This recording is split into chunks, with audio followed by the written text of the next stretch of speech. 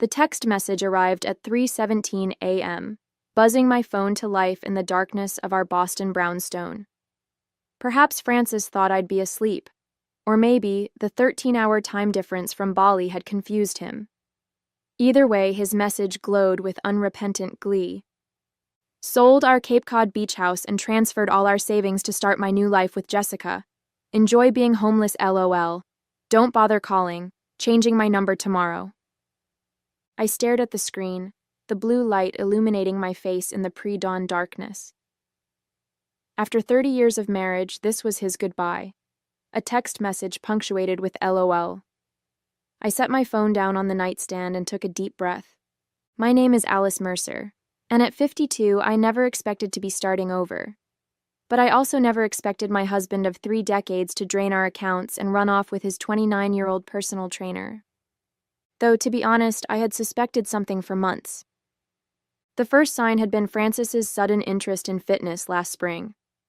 After years of dismissing my gentle suggestions about health checkups, he'd abruptly signed up with an exclusive gym and started disappearing for 2-hour training sessions 3 times a week. By summer, those sessions had increased to daily, and he'd lost 30 pounds. "You should be happy for me," he'd snap whenever I questioned the mounting credit card charges. "I'm finally taking care of myself." Then came the password changes on our financial accounts, the secretive phone calls, and the business trips that oddly aligned with his trainer Jessica's Instagram posts from the same locations. I'm not a confrontational person by nature. As a hospital administrator, I've built my career on careful observation, documentation, and strategic planning. So instead of making accusations, I started taking notes, collecting evidence, and consulting professionals. When Francis mentioned he was planning a solo wellness retreat in Bali, I knew it was time to implement the protection plan I'd spent months developing with my attorney. I picked up my phone again and typed a simple reply. "Check your account balance." I could picture Francis now, sprawled in some luxury villa, Jessica by his side, smugly thinking he'd gotten away with everything. I imagined his face when he finally checked his accounts and found nothing. Well, not exactly nothing. He would find notifications of the emergency court orders I'd filed 3 weeks ago, freezing our joint assets after presenting evidence of his affair and planned financial abandonment. He would discover that the successful transfer he thought he'd made had been intercepted and placed in a court-monitored account. I didn't expect an immediate response. Francis had always been confident to the point of arrogance. He wouldn't check the account balance right away. He'd assume his plan had worked flawlessly. I made myself a cup of tea and settled at my desk, opening the folder labeled Francis Documentation. Inside was the timeline I'd created over the past 6 months, a meticulous record that had ultimately saved our family's financial future. It had started with the credit card statements. Francis had always been careful with money, scrutinizing every purchase I made. So when he began spending $500 weekly at Elite Training Solutions without discussion, I knew something was wrong. Then came the random cash withdrawals, $2,000 here, $3,000 there, always just under the amount that would trigger a notification from our bank. My first step had been to quietly consult with Diane, our family attorney, who recommended I begin gathering evidence without confrontation. "Document everything," she'd advised. "If he's planning what I think he's planning, we'll need a solid paper trail." So I did. I photographed financial statements, recorded dates of unusual withdrawals, and made copies of our property deeds. I hired a forensic accountant who discovered Francis had opened a separate bank account 3 months earlier. Most damning of all, I found draft emails to a real estate agent about quietly listing our beach house, a property that had been in my family for generations. The turning point came when I overheard a phone conversation while Francis thought I was at work. I'd come home early with a migraine and was resting in our bedroom when I heard him in his office, speaking in the hushed, intimate tone he'd once used with me. "Jessica, baby, it's all coming together," he'd said. "The beach house should sell quickly. Alice has no idea. Once that money hits our account, I'll transfer everything to the offshore account we set up. By the time she figures it out, we'll be living the dream in Bali." I'd lain there absolutely still as my husband of 30 years plotted to leave me destitute.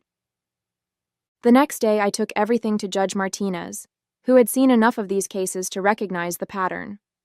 The emergency asset protection order had been granted immediately, placing all our joint assets under temporary court supervision. Any attempts to transfer large sums would be automatically flagged and held. The morning light was beginning to filter through the curtains now. Our children, Thomas and Elise, would be calling soon. They knew everything. I'd sat them down 3 days ago to explain what their father was planning and the legal steps I'd taken. At 27 and 24, they were old enough to understand betrayal, though the pain in their eyes had nearly broken me. My phone buzzed again. It was a notification from our banking app. Someone was attempting to access the account from an international IP address.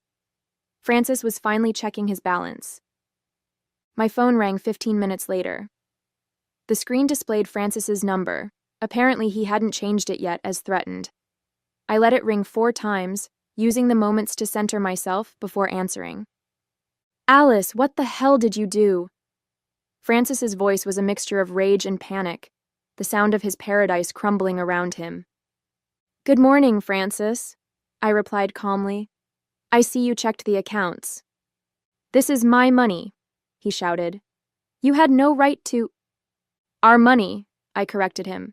"From our 30-year marriage. Money we saved together for our retirement and the children's futures." "I'll fight this," he threatened, his voice dropping to a harsh whisper. I could picture him stepping away from Jessica, trying to hide the catastrophe unfolding. "You won't get away with this." "I've already gotten away with protecting what's legally mine," I said. "Judge Martinez was particularly interested in the recorded conversation where you discussed, and I quote, 'leaving Alice with nothing while we live it up in Bali.' The beach house transaction has been voided, by the way.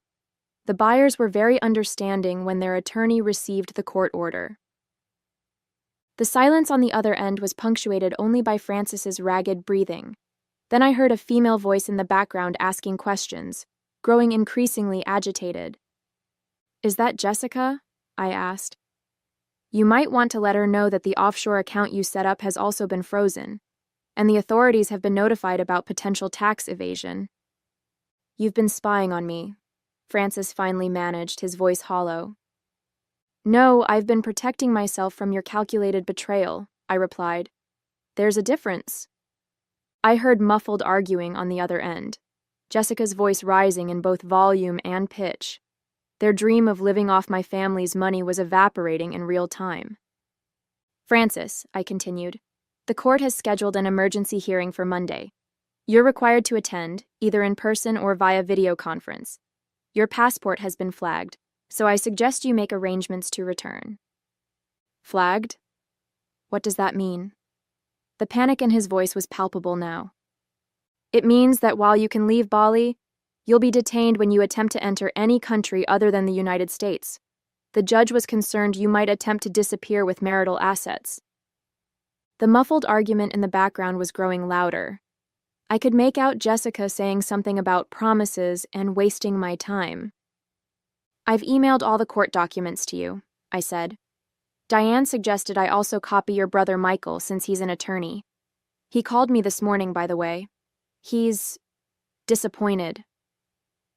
That was an understatement. Michael had been furious, offering to fly to Boston immediately to help me navigate the legal proceedings. "My brother has lost his mind," he'd said. "Dad would be ashamed." "Alice, wait." Francis's voice had changed now, desperation replacing anger. "We can work something out." "We will, through the proper legal channels," I replied. "I suggest you find a good attorney. Oh, and Francis, the children know everything. They've seen the evidence. They've read your text." The next 48 hours unfolded like a slow-motion car crash, one that I was watching from a safe distance. Francis tried calling 17 more times that day. I answered only once more, informing him that all future communication should go through our attorneys. After that, I forwarded his calls to Diane's office, where her assistant documented each attempt. By evening, Francis's brother Michael had arrived at my house, bringing both legal expertise and moral support. "I've reviewed everything," he said, spreading the documents across my dining room table. Alice, you did everything exactly right. The evidence is overwhelming, and the judge's protective orders are solid. What do you think he'll do next? I asked, pouring us both coffee. Michael sighed. If he were thinking clearly, he'd get on the next flight home and try to salvage what he can. But Francis has always doubled down when cornered. As if on cue, my phone buzzed with an email notification. It was from Jessica, not Francis. Mrs. Mercer, it began formally. I feel I should inform you that Francis misrepresented his financial situation to me. He told me the beach house was his alone, inherited from his parents, and that you had agreed to divorce. I never would have become involved had I known the truth. I am ending our relationship effective immediately. Michael read it over my shoulder and let out a low whistle. Rats and sinking ships, he murmured. Should I respond? I asked. Absolutely not, Michael advised. Forward it to Diane and let her add it to the file. Jessica might be trying to position herself as an unwitting victim here. The next morning brought news from the forensic accountant. Francis had made several attempts to access various accounts overnight, trying different passwords and even attempting to change the recovery email addresses. Each attempt had been logged and reported to the court. He's digging himself deeper, Diane said during our morning call. The judge takes attempts to circumvent court orders very seriously. By midday, we received word from the attorney in Cape Cod that Francis had called the real estate agent, demanding they proceed with the beach house sale despite the court order. The agent, already aware of the situation, had recorded the call and sent it directly to Diane. This is actually helpful for our case, Diane explained. It demonstrates his intent to violate the court's orders even after being formally notified. Thomas and Elise came over for dinner that evening. They'd both taken personal days from work, still processing their father's betrayal. Mom, Thomas said as we sat around the kitchen island, have you heard anything about Dad coming back? I shook my head. Not directly, but Michael thinks he'll have to return soon, if only to try to defend himself in court. Elise, always the more emotional of the two, pushed her food around her plate. I still can't believe he texted you like that. Enjoy being homeless. Who says that to someone after 30 years? Someone who thought he'd gotten away with it, Michael replied, joining us with a stack of new documents. Which brings me to this. We've just received notification that Francis has booked a flight back to Boston. He lands tomorrow evening. I felt a complicated mix of emotions, relief that he was returning to face the consequences, anxiety about seeing him, and a strange sense of validation that my preparations had worked. He's also sent a formal communication through a Balinese attorney, Michael continued, sliding a paper across to me. He's claiming the text was sent as a joke, and that there was a misunderstanding about the beach house listing. A joke? Elise's voice rose in disbelief. After we saw all the evidence? Francis's return to Boston played out like a carefully orchestrated legal ballet. Diane had arranged for a court officer to serve him with papers the moment he cleared customs at Logan International Airport. Michael's colleague waited in the terminal, sending us live updates as events unfolded. He just arrived, Michael reported, reading from his phone as we sat in Diane's office. Looks shell-shocked. No sign of Jessica. Court officer approaching now. I nodded, maintaining my composure though my heart was racing. After 30 years of marriage, I knew Francis well enough to anticipate his response. First denial, then bargaining, followed by misdirected anger, and finally, when all else failed, tearful pleas for forgiveness. Alice, Diane said gently, are you absolutely certain you want to be present at tomorrow's hearing? You could authorize me to represent you fully. I need to be there, I replied. Not for Francis, but for myself. I spent too many years being invisible, accommodating his needs and dreams at the expense of my own. Elise squeezed my hand supportively. Both our children had insisted on joining me at the law office, forming a united front as we navigated this painful chapter. 2 hours later, Francis's newly hired attorney called Diane. They requested an emergency meeting before the hearing, a last-minute attempt to negotiate. They're offering a settlement, Diane explained after the call. Francis is willing to allow you to keep the beach house if you'll drop the emergency orders and agree to a quick, quiet divorce. Allow me? I repeated, the absurdity almost making me laugh. The beach house that's been in my family for 4 generations? Exactly, Diane nodded. It's not a serious offer. They're fishing to see what you might accept. Tell them we'll see them in court, I said firmly. That evening, as I was preparing for bed, my phone rang with Francis's brother's number. Alice, I'm with Francis, Michael said, his voice tense. He's asking to speak with you before tomorrow's hearing. I've advised against it, but he's insistent. I took a deep breath. Put him on speaker, but stay in the room, Michael. Alice?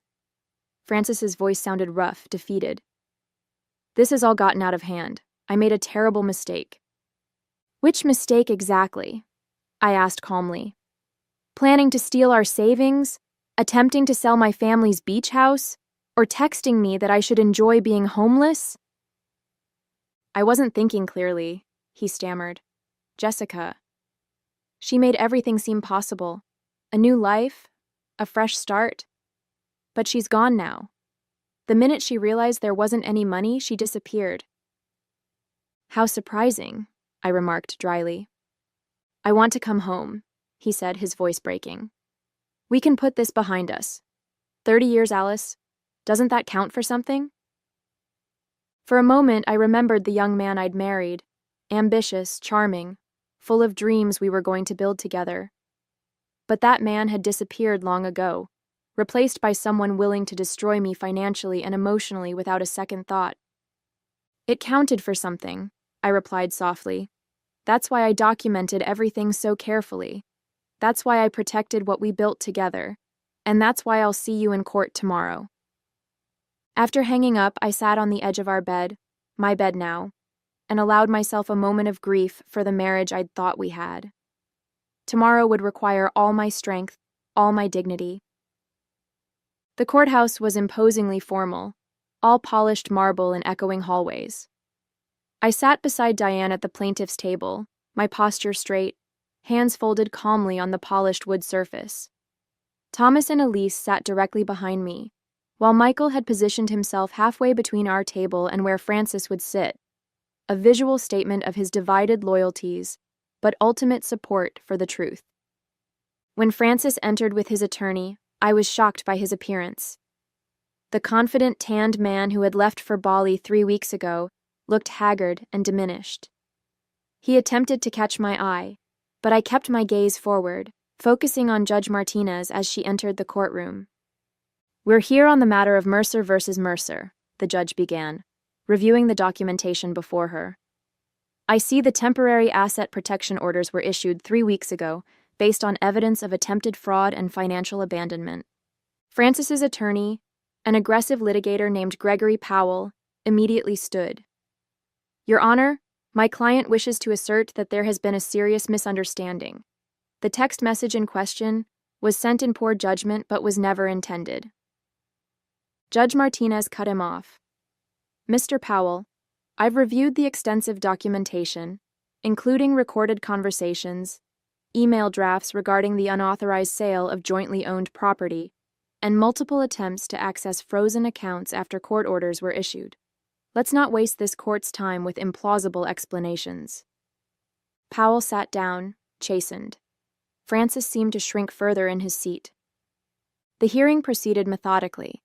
The forensic accountant presented his findings, showing how Francis had systematically withdrawn nearly $87,000 in small amounts over 4 months. The real estate agent testified via video conference about Francis's instructions to sell the beach house without my knowledge. Most damning was the evidence from Francis's own devices, the emails, the offshore account setup, the conversations with Jessica planning their new life. When Francis finally took the stand, he attempted a strategy of contrition.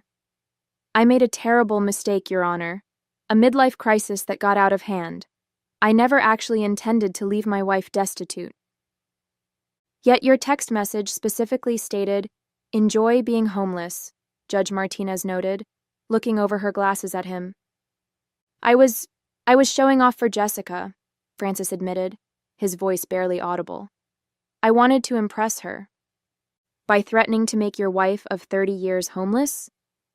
The judge's tone made it clear how she viewed this explanation. After 3 hours of testimony, Judge Martinez delivered her ruling. The court finds overwhelming evidence of attempted fraud and financial abandonment. The temporary orders freezing all marital assets will remain in place pending final divorce proceedings.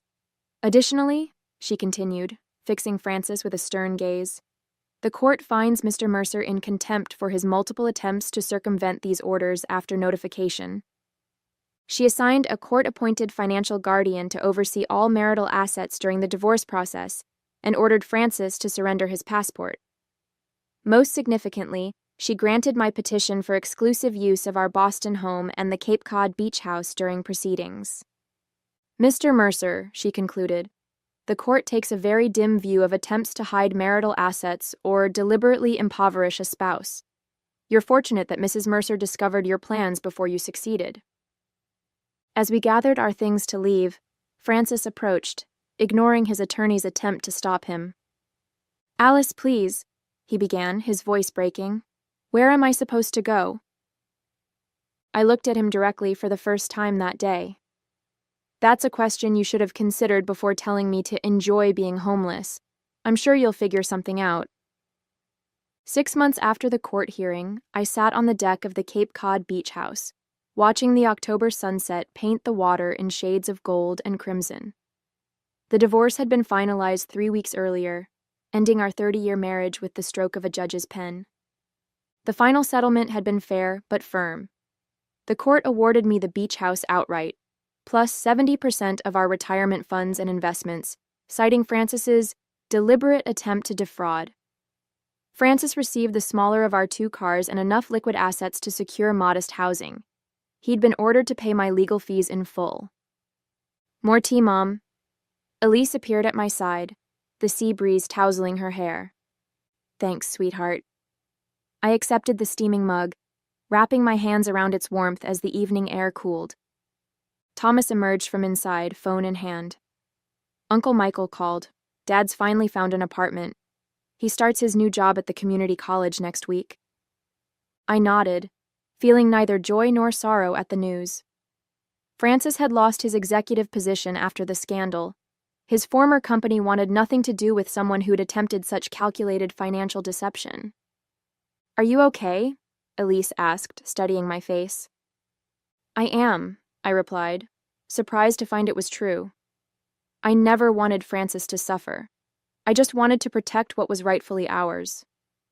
As the waves lapped gently against the shore, I realized that while Francis had lost nearly everything, I had gained something unexpected, strength I never knew I possessed, and a clearer vision of the life I wanted to build moving forward. 1 year to the day after receiving Francis's cruel text, I stood at the podium in Boston University's conference center, addressing a room full of attentive faces.